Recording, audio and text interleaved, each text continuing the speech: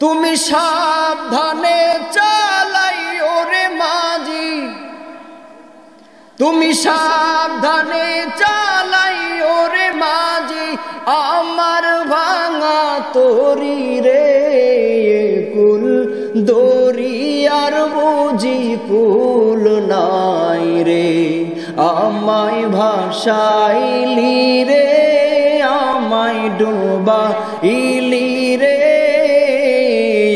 কুল দরিয়ার বুঝি কুল নাই রে। পানসা জলে সাই ভাসিয়ে সাগরের বানে,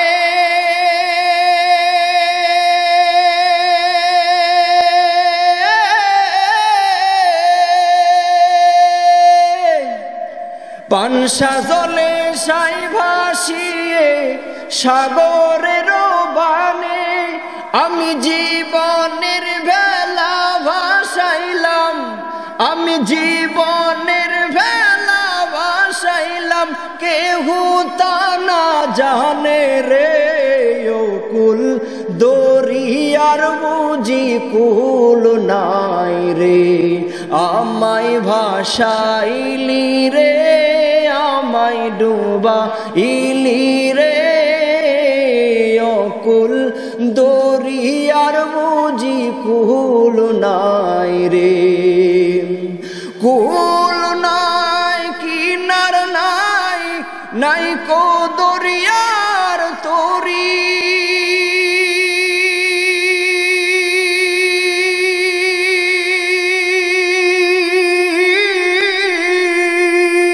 আল্লাহু আকবার বলবেন না?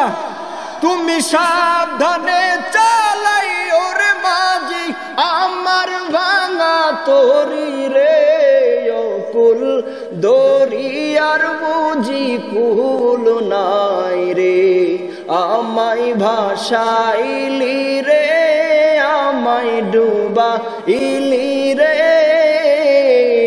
কুল দরিয়ার বুঝি কুল নাই রে। মুসলমান ভাইরা আমার, বন্ধুগণ, গভীর মনোযোগ দিয়ে কথাগুলো বোঝার চেষ্টা করবেন।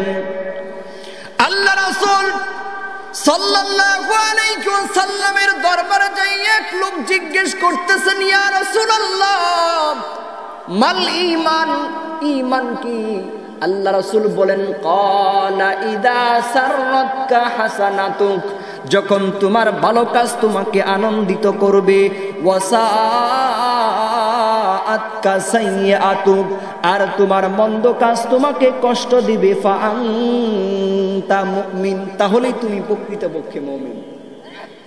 এরা মুসলমান ভাইরা রে আমার, আল্লাহ রাসূল সাল্লাল্লাহু আলাইহি ওয়াসাল্লাম এই হাদিসের প্রথম অংশে বলেছেন, যখন তুমি ভালো কাজ করবে, ভালো কাজ করার পরে তোমার দিলের মধ্যে আনন্দ লাগছে, এ মুসলমান, তাহলে বুঝে নিবে যে তুমি মুমিন হতে পেরেছো।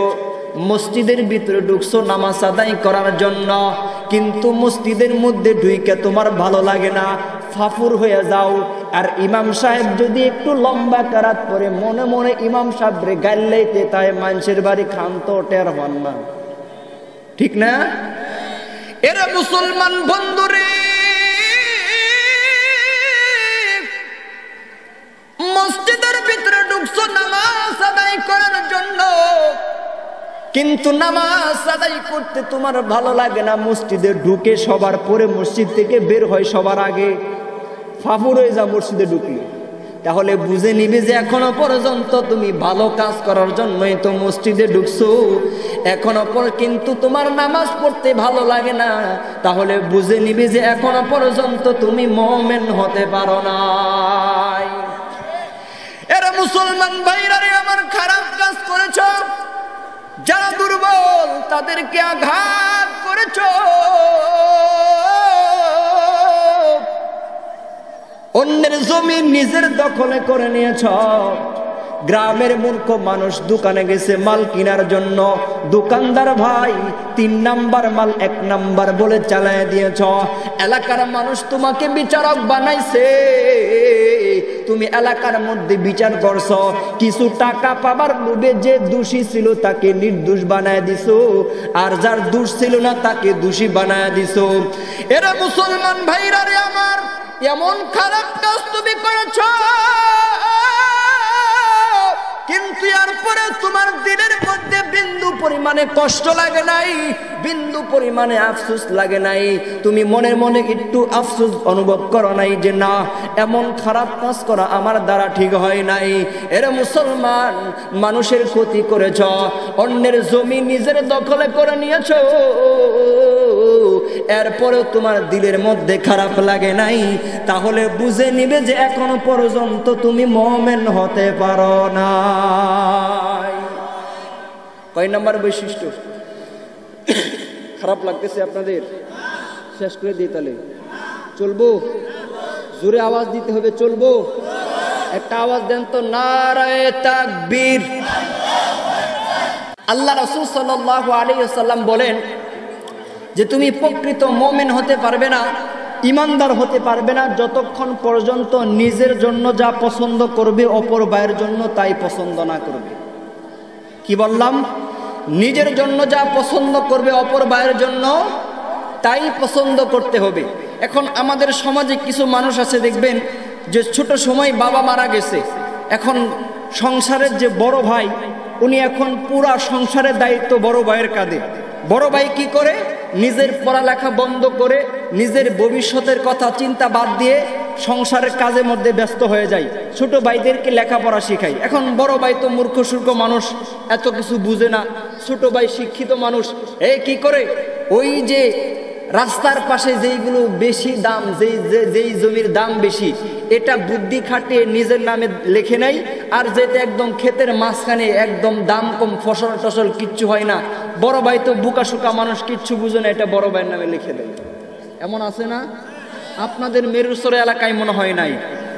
আছে এমন ঘটনা কি আছে? আবার দেখবেন যে আমাদের সমাজে কিছু মহিলা আছে। কি আছে? আপনাদের এলাকায় মনে মহিলা নাই? তো জুড়ে কথা কন না কি লেগে? মেরুসরে এলাকার মানুষ কি মহিলা ছাড়া? কথা কয় না? মেরুসরে কি মহিলা নাই? জোরে আওয়াজ দেন, বলেন আছে? হ্যাঁ, যে এখন ঠিক আছে। এখন আমাদের সমাজে কিছু মহিলা আছে যারা পুত্রবধূর উপর জুলুম নির্যাতন করে, এমন মহিলা আছে না? আছে। দেখবেন কারো সন্তান হয় না, সন্তান দেওয়ার মালিককে আল্লাহ। আচ্ছা, ঠান্ডা মাথায় চিন্তা করবেন, পর্দার ভিতরে আমার মা বোনেরা যারা আছেন, ঠান্ডা মাথায় চিন্তা করবেন, ও মা, তোমার পুত্রবধূর মেয়ে হয় না, সন্তান হয় না, এই জন্য তুমি তার উপর জুলুম নির্যাতন করতেছো, তাকে আটখুরা বলতেছো। আচ্ছা বলেন তো দেখি, এমনটা যদি আপনার নিজের মেয়ে হয়, আপনার কি কষ্ট লাগবে কিনা? কথা বলেন। আপনার মেয়েকে অন্য জায়গায় বিবাহ দিয়েছেন, কিন্তু তার গর্ভে থেকে কোনো সন্তান হচ্ছে না, এই জন্য তার শ্বশুর বাড়ির লোকজন তাকে অনেক বকাঝকা করতেছে। এখন বলেন তো দেখি, এমন সংবাদ যদি আপনি শুনেন, তাহলে আপনার খারাপ লাগবে কিনা? কষ্ট লাগবে কিনা? তাহলে আপনি আপনার পুত্রবধূকে কেন কষ্ট দেন? আবার দেখবেন যে কিছু মানুষ আছে যে যাদের মেয়ে সন্তান হয় না, ছেলে সন্তান দেওয়ার মালিককে মেয়ে দেওয়ার। এরা মুসলমান ভাইরা রে আমার, তোমরা যারা মেয়ে সন্তান হওয়ার কারণে বিবির উপর জুলুম নির্যাতন করো, বিবিকে বিভিন্ন ভাষায় গালাগালি করো, বিবিকে আঘাত দিয়ে কথা বলো, এর যুবক ভাইরা রে, গভীর মনোযোগ দিয়ে কথাগুলা বোঝানোর চেষ্টা করবেন। আফগানিস্তানের একজন বান্দা, নাম হলো সালমান, বিবির নাম হচ্ছে ফাতেমা। আল্লাহর বান্দা সালমান বিবাহ করার পরে উনি চিন্তা করলেন, আল্লাহর কাছে দোয়া করলেন, আল্লাহ গো, তুমি আমাকে একটা ছেলে সন্তান দান করো। কিন্তু আল্লাহ তাআলা তার দোয়া কবুল করলেন না। তার ঘরে তার স্ত্রীর গর্ভে প্রথম সন্তান মেয়ে হইলেন। আল্লাহর বান্দা সালমান দ্বিতীয়বার আরেকটা ছেলে সন্তানের আশা করে তার স্ত্রীর গর্ভে আবার মেয়ে সন্তান আসলো। এইভাবে করতে করতে একটা ছেলে সন্তানের আশা করতে করতে 6টা মেয়ে সন্তানের বাবা হয়েছে। এ মুসলমান বন্ধুরে, এইবার সালমান বিবিকে জুলুম করে, বিবিকে মারধর করে, বিবিকে আঘাত করে 7 নাম্বার সন্তান যখন বিবির গর্ভে আসলো, সালমান বিবিকে ডাক দেয়া কয়, বিবি রে, এইবারও যদি তোর গর্ভে থেকে মেয়ে সন্তান হয়, তোকে কিন্তু আমি রাখবো না, তোকে কিন্তু আমি তালাক দিয়ে দিব, তোর সঙ্গে আর সংসার করব না। এইভাবে যখন বিবিকে বলে, বিবিকে মারধর করে, একদিন হঠাৎ করে ফাতেমা শেষ রাতে কনকনা শীতের মধ্যে ঠান্ডা পানি দিয়ে ওযু কইরা তাহাজ্জুদের নামাজ পড়া আল্লাহর কাছে 2 হাত তুইলা ডাক দিয়া কয়, আল্লাহ,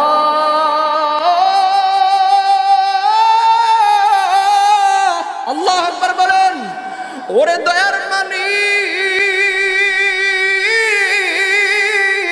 সন্তান দেওয়ার মালিক তো তুমি আল্লাহ, ছেলে দেওয়ার মালিক তো তুমি আল্লাহ, মেয়ে দেওয়ার মালিক তো তুমি আল্লাহ।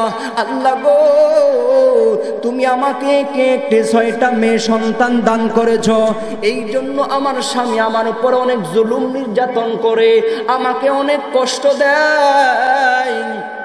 আল্লাহ গো, এই জালেমের অত্যাচার আমি সহ্য করতে পারি না। ওরে আল্লাহ, তুমি আমাকে একটা ছেলে সন্তান দান করো, আর না হয় এই জালেমের হাত থেকে আমাকে রক্ষা করো, আর না হয় দুনিয়া থেকে তুমি আমাকে উঠায় নিয়ে যাও। এইভাবে যখন ফাতেমা যখন দোয়া করতেছিলেন, হঠাৎ করে সালমান ঘুম থেকে হাউমাউ করে চিৎকার দিয়ে কান্না করে উঠল। ফাতেমা দ্রুত গতিতে মুনাজাত শেষ কইরা স্বামীর কাছে যাইয়া ডাক দেয়া কই, স্বামী গো, কি হয়েছে আপনার, এমন করে কেন ঘুমের মধ্যে চিৎকার দিয়ে উঠলেন? এইবার সালমান বিবিকে কাছে পাইয়া বুকের মধ্যে জড়া ধরছে, কপালের মধ্যে চুমু খাই, আর ডাক দেয়া কই, বিবি রে,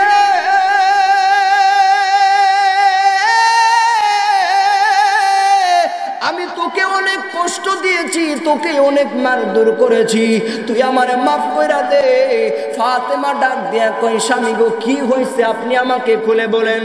আল্লাহর বান্দা সালমান বিবিকে ডাক দেয়া কই, বিবি রে, যখন ঘুমাইছি, ঘুমের মধ্যে স্বপ্নে দেখি আমার মৃত্যু হয়ে গেছে। এ বিবি, আমাকে ফের আমার আত্মীয় স্বজনরা আমার গোসল করাইয়া সাদা কাপড়ের প্যাকেট বানাইয়া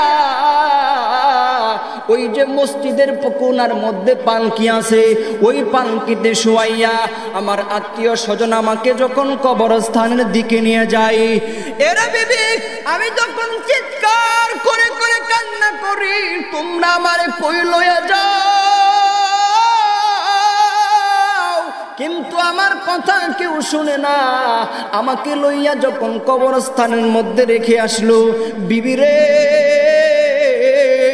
আমাকে পাড়াইয়া পাড়াইয়া যখন কবরস্থানের মধ্যে দাফন করে আসলো, আমি স্বপ্নে দেখতেছি, স্বপ্নের মধ্যে কিয়ামতের ময়দান কায়েম হয়ে গেছে।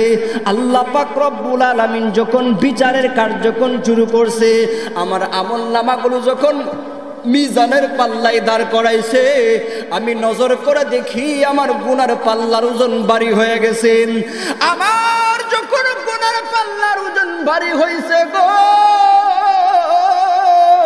ফেরেশতারা আমার পায়ের মধ্যে শিকল লাগাইয়া, আমার হাতের মধ্যে শিকল লাগাইয়া আমাকে টানতে টানতে জাহান্নামের দিকে যখন নিয়ে যাই, জাহান্নামের প্রথম গেটের মধ্যে আমাকে নিয়ে গেল। জাহান্নামের প্রথম গেটের মধ্যে যাইয়া দেখি,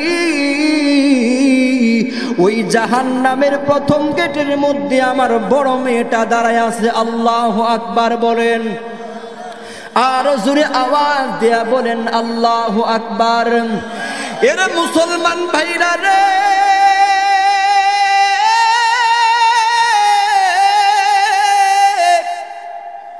আমাকে যখন ফেরেশতা টাইনা টাইনা জাহান্নামের প্রথম গেটের মধ্যে নিয়ে যায়, আমার বড় মেয়েটা ডাক দিয়া কয়, রে ফেরেশতারা রে, আমার বাবাকে তুমি তোমরা কোথায় নিয়ে যাও? বলে তোমার বাবাকে জাহান্নামে নিয়ে যাই। আমার বড় মেয়েটা ডাক দিয়ে কয়, না না, যেই বাবা কত কষ্ট করে আমাদেরকে লালন করেছে, নিজে না খাইয়ে আমাদেরকে খাওয়াইছে, কতদিন গেছে বাবা ঠিক মতো কোনোদিন খাবার খাই নাই, নিজে কোনোদিন ভালো পোশাক পরে নাই। এর যুবক ভাইরা রে, এই দুনিয়ায় যার মা নাই সে জানে মা হারানোর যন্ত্রণা কেমন। এই দুনিয়ার যার বাবা নাই সে জানে কেমন জিনিস হারাইছে। দুনিয়ার সমস্ত বাবাদেরকে যদি জিজ্ঞেস করা হয়, বাবা গো এত পরিশ্রম কেন করা, এত কষ্ট কেন করা, দুনিয়ার সমস্ত বাবা এক বাক্যে উত্তর দিবে, এত কষ্ট আমি আমার জন্য করি না, এত কষ্ট করতেছি আমার কলিজার টুকরা সন্তানের জন্য। ঠিক না? এ মুসলমান বন্ধুরে,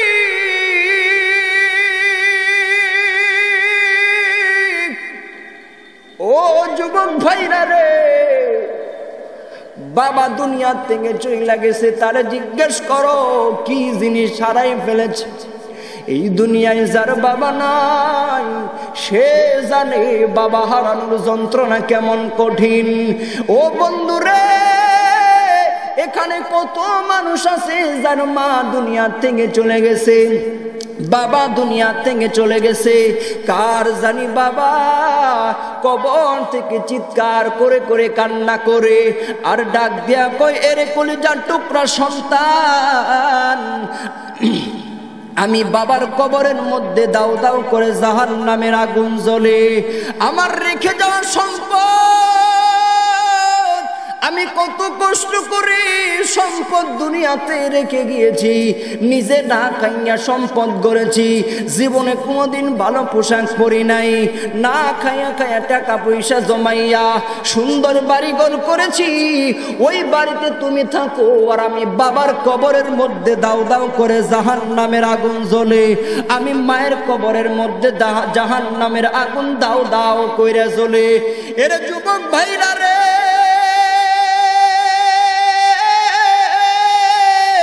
বাবা হারাইয়া কে যেন আজকে মেরুর চর মাহফিলে চলে আসছো। আমি মুসাফির মানুষ, অনেক দূর থেকে এসেছি মা বাবার রুহের মাগফিরাতের জন্য। কোন আল্লাহর বান্দা আছো এই মেরুর চর মাদ্রাসার জন্য 10,000 টাকা দান করবে? তোমরা আমার বাবাকে কই লইয়া যাও? ফেরেশতারা ডেকে বলেন, তোমার বাবাকে জাহান্নামের দ্বিতীয় গেট জাহান্নামের মধ্যে নিয়ে যাই। দ্বিতীয় মেয়েটা যখন বাধা দিলেন, এইভাবে করতে করতে যখন 6 নাম্বার গেটে যখন নিয়ে যাই, আল্লাহর বান্দা তাকা দেখে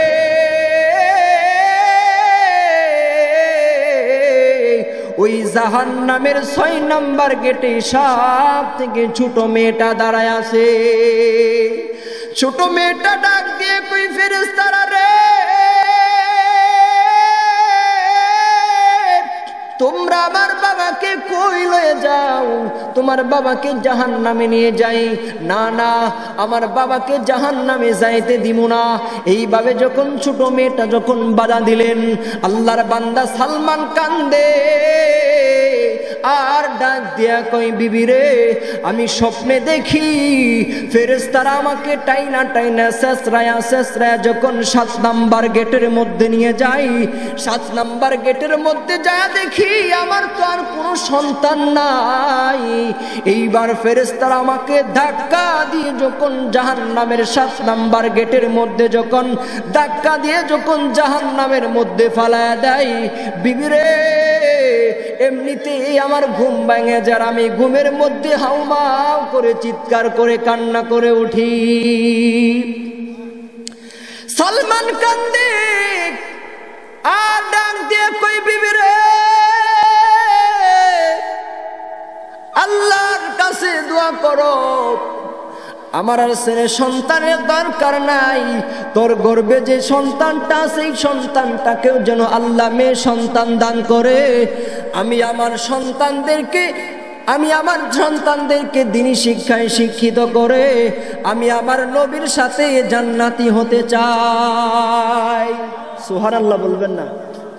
আল্লাহ রাসূল সাল্লাল্লাহু আলাইহি ওয়াসাল্লাম বলেছেন, যার একটা মেয়ে সে জান্নাতি, আর যার দুইটা মেয়ে সে জান্নাতি, যার তিনটা মেয়ে আমি রসুলের সাথে জান্নাতি। সুবহানাল্লাহ বলবেন না? এই জন্য আমাদের সমাজে অনেক মানুষ আছে যে মেয়ে হওয়ার কারণে বিরক্ত বোধ করে, ঠিক আছে না? ছেলে হইলে এলাকার সমস্ত মানুষকে মিষ্টি বিতরণ করে, ছেলে হইলে এলাকার সমস্ত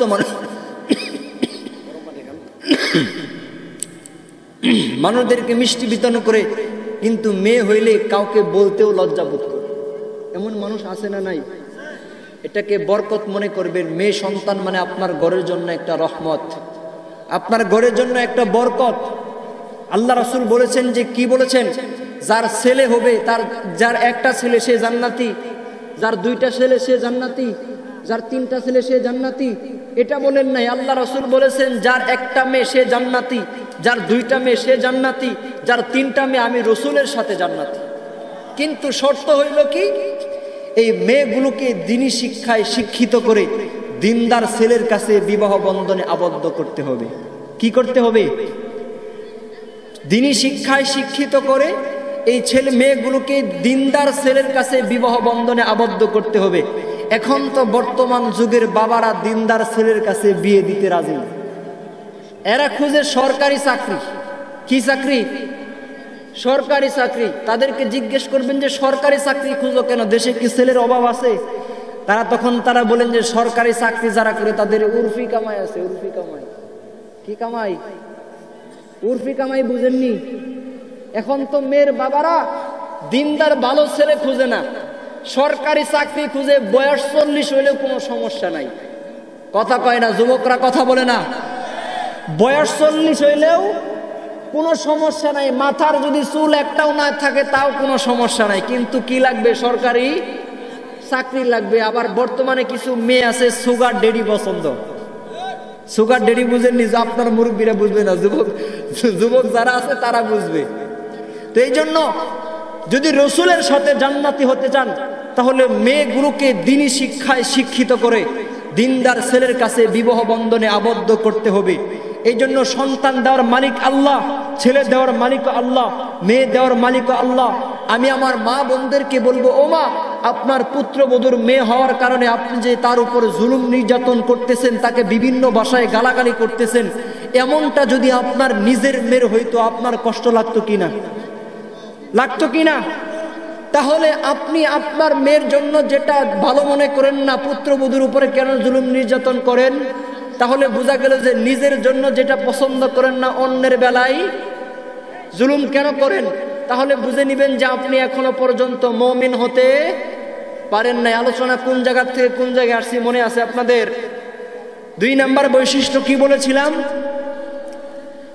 যে নিজের জন্য যা পছন্দ করবে অপর ভাইয়ের জন্যই তাই পছন্দ করতে হবে। 3 নাম্বার বৈশিষ্ট্য, লা ইউমিনু আহাদুকুম হাত্তা ইউহিব্বা লিআখিহি লা ইউমিনু আহাদুকুম হাত্তা আকুনা আহাব্বা ইলাইহি মিন ওয়ালিদিহি ওয়া ওয়ালাদিহি ওয়ান নাসি আজমাইন। আচ্ছা, 3 নাম্বার বৈশিষ্ট্য, আল্লাহ রাসূল সাল্লাল্লাহু আলাইহি ওয়াসাল্লাম বলেছেন যে তুমি মুমিন হতে পারবে না যতক্ষণ পর্যন্ত তোমার জীবনের থেকে, তোমার সন্তানের থেকে, তোমার স্ত্রীর থেকে, সমস্ত কিছুর থেকে যতক্ষণ পর্যন্ত আমি রসুলকে বেশি মহব্বত না করবে ততক্ষণ পর্যন্ত তুমি মুমিন হতে পারবে না। এখন বলেন তো দেখি, আমাদের সমাজে কিছু নামদারি আশেকে রসুল আছে। কি আছে? নামদারি আশেকে রসুল আছে। তাদেরকে শুধু রবিউল আউয়াল মাস আসলে তাদেরকে খুঁজে পাওয়া যায়। তাদেরকে শুধু রবিউল আউয়াল মাস আসলে খুঁজে পাওয়া যায়। আমি যাকে মহব্বত করবো, আল্লাহ রাসূল বলেছেন যে সমস্ত কিছুর থেকে রসুলকে বেশি মহব্বত করতে হবে। আমি যাকে ভালোবাসবো তার সমস্ত কিছুকেই ভালোবাসতে হবে। লাইলে মজনুর কাহিনী শুনছেন? একদিন রাস্তা দিয়ে কুকুর হাইটা যাইতেছে, তো কুকুরকে জড়ায় ধরে মজনু বুকের মধ্যে জড়ায় ধরছে, চুমু খাইতেছে। এলাকার লোকেরা বলেন মজনু মনে হয় পাগল হয়ে গেছে। যদি পাগল না হইতো তাহলে কুকুরকে জড়ায় ধরে কি কেউ কি চুমু খায় নাকি? এলাকার লোকজন যখন কথা বলে, মজনু ডাক দিয়া বলেন, এরে আমার এলাকার মানুষ, আমি পাগল হই নাই, আমি পাগল হই নাই। আমি এই কুকুরকে এই জন্য মোহাব্বত করতেছি, চুমু খাইতেছি, কারণ এই কুকুরকে দেখেছি আমার লাইলির বাড়ির পাশ দিয়া হাইটা যাইতে। আমি তার এমনি এমনি মোহাব্বত করি, এমনি এমনি তাকে ভালোবাসি না। কারণ আমি যাকে ভালোবাসি, সাউন্ড বাড়াও, আমি যাকে ভালোবাসি এই কুকুরকে দেখছি আমার ভালোবাসার মানুষের বাড়ির পাশ দিয়ে কুকুর হাইটা যাইতে, এই জন্য তাকে মোহব্বত করতেছি। এই জন্য আমরা রসুলকে মোহব্বত করব। আমার নিজের জীবনের থেকে রসুলকে মোহব্বত করতে হবে। মুসলমান ভাইরা আমার বন্ধুগণ, রসুলকে কেমন মোহব্বত করতে হবে একটা ঘটনা তোমাদেরকে শোনা যায়। ভারতের জমিনে একজন আল্লাহর বান্দি ছিলেন, তার পেশা ছিল বইপত্র রিসার্চ করা, পত্র পত্রিকা রিসার্চ করা। হঠাৎ করে একদিন একটা হকারের কাছে একটা বই দেখলেন, বইয়ের উপরে লেখা দেখলেন রঙিলা রসুল। ভারতের জমিনে একজন নাস্তিক আমার নবীর বিরুদ্ধে একটা বই লিখছে, রঙিলা রসুল। এরা যুবক ভাইরা রে,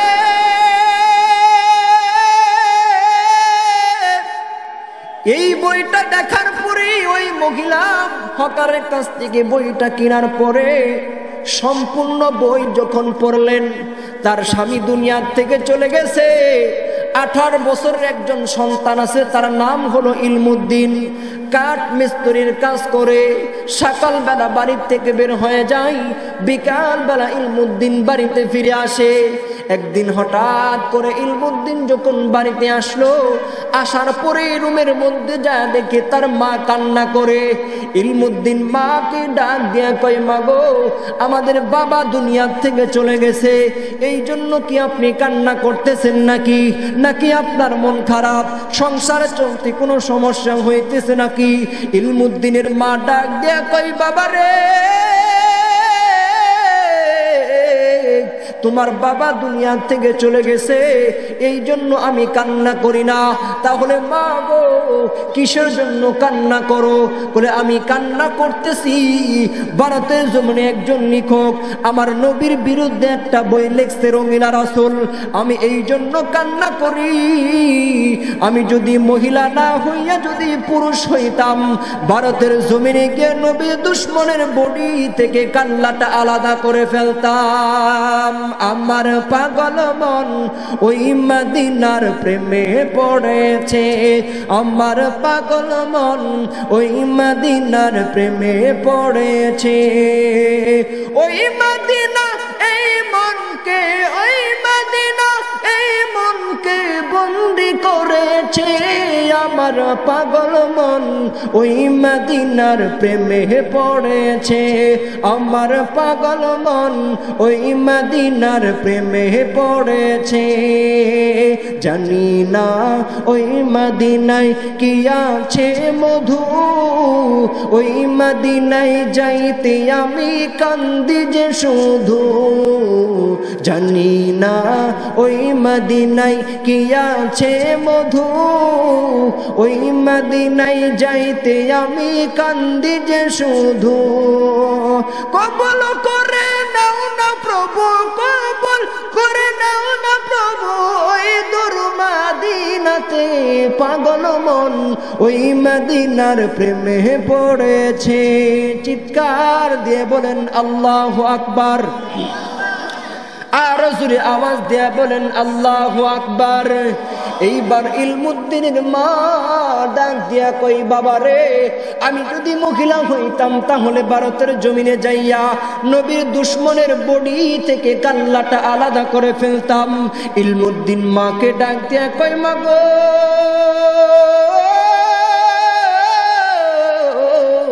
তুমি যদি পুরুষ হইতা নবীর দুশমনকে দুনিয়া থেকে বিদায় করার জন্য ভারতে যাইতা, ও মা তুমি যদি আমাকে অনুমতি দাও আমি যাইব নবী মুহাম্মদের দুশমনকে হত্যা করার জন্য। ইলমুদ্দিন যখন বাড়ির থেকে যখন বের হয়ে যাবে, যাওয়ার সময় পিছন থেকে মা ডাক দেয়া কই, আরে বাবা ইলমুদ্দিন তুমি যাইতেছো নবীর পক্ষে যুদ্ধ করার জন্য, যাওয়ার আগে আমি মায়ের একটা উপদেশ শুনে নাও। কি উপদেশ মা? এরে বাবা তুমি যখন নবীর দুশমনকে হত্যা করবে অবশ্যই কিন্তু পুলিশ তোমাদেরকে ধরে নিয়ে যাবে, তোমাকে ধরে নিয়ে যাবে, জেলখানার মধ্যে বন্দি করে রাখবে। কিন্তু বাবা রে আমি মায়ের একটা উপদেশ হইল, জীবন বাঁচানোর ভয়ে কিন্তু মিথ্যা কথা বলবা না, সত্য বইলা যদি নবীর প্রেমে জীবন দিতে পারো আমার নবী তোমাকে কুলে লইয়া জান্নাতে যাবে। মুসলমান ভাইরা রে আমার, ইলমুদ্দিন যখন মার কাছ থেকে বিদায় লইয়া ভারতের দিকে যখন চলতে শুরু করলেন, খুঁজতে খুঁজতে ইলমুদ্দিন যেই দিন ওই নবীর দুশমনকে খুঁজে পাইছে, রঙ্গিলা রসুল বই লেখার কারণে ওই দিন নবীর দুশমনকে পুরস্কৃত করা হবে। ইলমুদ্দিন চিন্তা করলো যখন নবীর দুশমনের গলার মধ্যে ফুলের মালা পড়াইবে এমনি সময় যাইয়া তার গলার মধ্যে আমি ছুরিটা ঢুকাই দিব। ইলমুদ্দিন যখন সেই সুযোগের অপেক্ষায় রইলেন, যখন নবীর দুশমনের গলার মধ্যে ফুলের মালা পড়াই ইলমুদ্দিন সিংহের মতো যাইয়া নবীর দুশমনের গলার মধ্যে যখন ছুরিটা ঢোকাই দিল, সঙ্গে সঙ্গে নবীর দুশমন জমিনের মধ্যে পড়ে গেলেন। পুলিশ তাকে ধরে নিয়ে জেলখানার মধ্যে বন্দি করে রাখলো। তৎকালীন জামানায় উকিল ছিলেন এক এম ফজলুল হক। এক এম ফজলুল হক ইলমুদ্দিনকে ডাক দেয়া কয়, রে ইলমুদ্দিন তুমি শুধু আদালতের সামনে দাঁড়াইয়া বলবা আমি ছোট্ট মানুষ বুঝতে পারি নাই, না বুঝে হত্যা করে ফেলেছি, ফাঁসির মঞ্চ থেকে বাঁচানোর দায়িত্ব হলো আমার। ইলমুদ্দিন ডাক দেয়া কয়, এক এম ফজলুল হক মা আমাকে বলেছেন জীবন বাঁচানোর ভয়ে কিন্তু মিথ্যা কথা বলবা না, সত্য বইলা যদি নবীর প্রেমে জীবন দিতে পারো আমার নবী আমাকে কুলে লইয়া জান্নাতে যাবে। এরে মুসলমান ভাইরা রে আমার, এই কথা শোনার পরে এক এম ফজলুল হক ডাক দেয়া বলেন, ইলমুদ্দিন তোমাকে আমি একটা রাত্র সময় দিলাম, এইবার তুমি চিন্তা কইরা দেখো তুমি কি সত্য বলবা না মিথ্যা বলবা, এইটা তোমার ব্যাপার। একটা রাত্র তোমাকে আমি সময় দিলাম।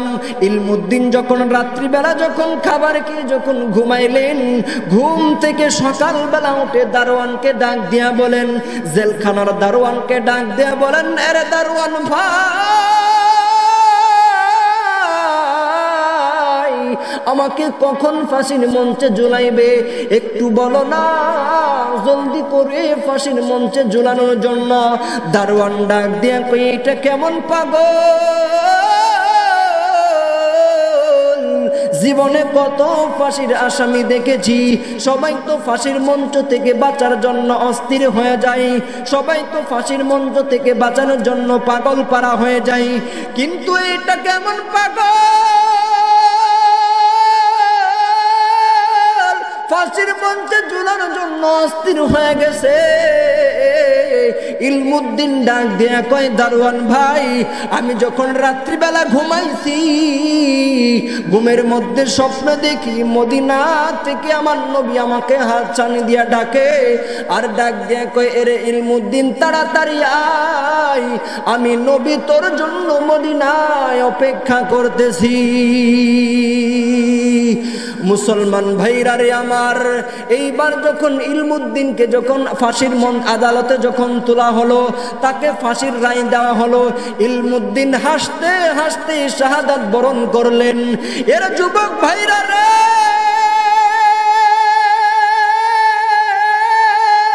ইলমুদ্দিন তো 18 বছরের একজন যুবক, তুমি এত একজন 18 বছরের যুবক ইলমুদ্দিন যখন শুনছে নাস্তিক আমার নবীকে গালি দিছে, নিজের জীবন বাজি রাইখা নবীর দুশমনকে দুনিয়া থেকে বিদায় করে দিছে।